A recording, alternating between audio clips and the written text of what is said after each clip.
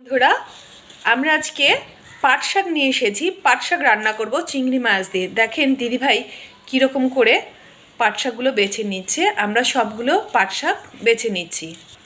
আমরা এরকম আগাটা সহ ভেঙে ভেঙে ছিঁড়ে নিচ্ছি। এই যে দেখেন আমরা পাট শাকগুলো বেছে নিচ্ছি।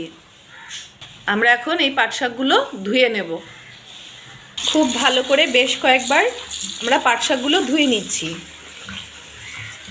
আমরা এখানে নিয়ে নিয়েছি পেঁয়াজ কুচি, কাঁচা লঙ্কা চেরা, চিংড়ি মাছ, লবণ, কালো জিরা, হলুদ গুঁড়ো, চিনি এবং আজকের স্পেশালিটি এই কাঁঠাল বিচি দিয়ে চিংড়ি মাছ দিয়ে এবং আরেকটা জিনিস, এই মুসুরি ডাল দিয়ে আজকে আমরা পাট শাকগুলো রান্না করব। আমরা কড়াইতে পরিমাণ মতো তেল দিয়েছি। তেলটা গরম হওয়া পর্যন্ত অপেক্ষা করছি। আমরা কাঁঠাল বিচিগুলো আগে একটু হালকা ভেজে নেব। আমরা কাঁঠাল বিচিগুলো একটু ঢেকে দিয়েছি। এখন ঢাকনাটা উঠে ভালো করে নাড়াচাড়া দেব। আমরা এখন এগুলোকে নাড়াচাড়া দিয়ে নিচ্ছি। এক এক করে আমি কালো জিরা এবং সকল ময় মশলাগুলো, পেঁয়াজগুলো হাতে একটু ভেঙে দিলে ভালো হবে। আমরা সব কিছু শুধু চিনি বাদে সব কিছু আমরা একসাথে দিয়ে নিয়েছি। এগুলো একটু আমরা ভাজা ভাজা করে নেব। ভাজা পর্যন্ত অপেক্ষা করছি, একটু ঢেকেও দিচ্ছি। ভাজা পর্যন্ত অপেক্ষা করছি।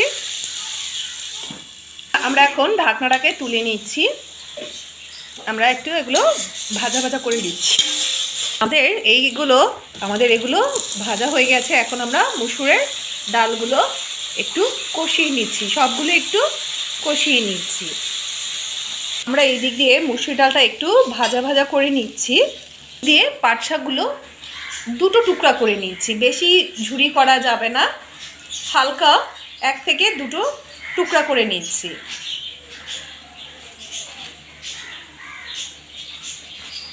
শাক কাটা হয়ে গেছে। এখন আমরা শাকগুলো কড়াইতে দিয়ে সব কিছু একবারে মিশিয়ে একটু নাড়াচাড়া দেব। সবগুলো আমরা এখন একসাথে মিশিয়ে নিচ্ছি। গরম জলে কিন্তু খাবারের স্বাদটা বাড়ে, এটা নিশ্চয়ই আপনাদের অনেকের জানা আছে। আমরা পাট শাকগুলো একটু ভালো করে একটু মজা পর্যন্ত অপেক্ষা করছি। আমরা একটু 5-7 মিনিটের জন্য ঢেকে দিচ্ছি।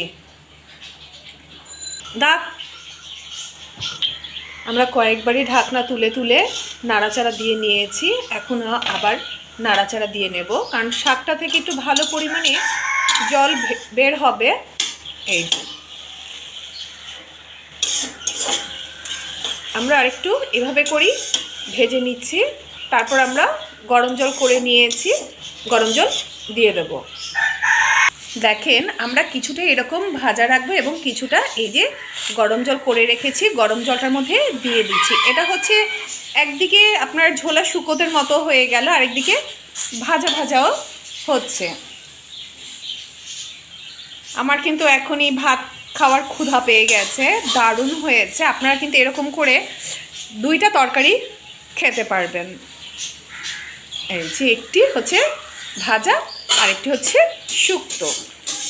এখন দুটোর মধ্যেই অল্প অল্প করে চিনি দিয়ে দেব।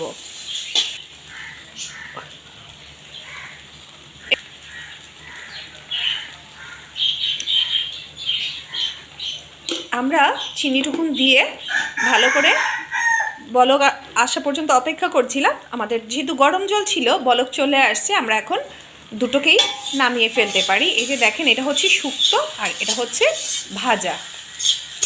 আমরা নামিয়ে দেখাচ্ছি। বন্ধুরা, এই যে আমার হয়ে গেছে পাট শাকের শুক্তো, পাট শাকের ভাজি। আপনারা কিন্তু অবশ্যই এরকম তৈরি করে খেয়ে বলবেন কেমন হয়েছে। ভালো থাকবেন, সুস্থ থাকবেন। নমস্কার।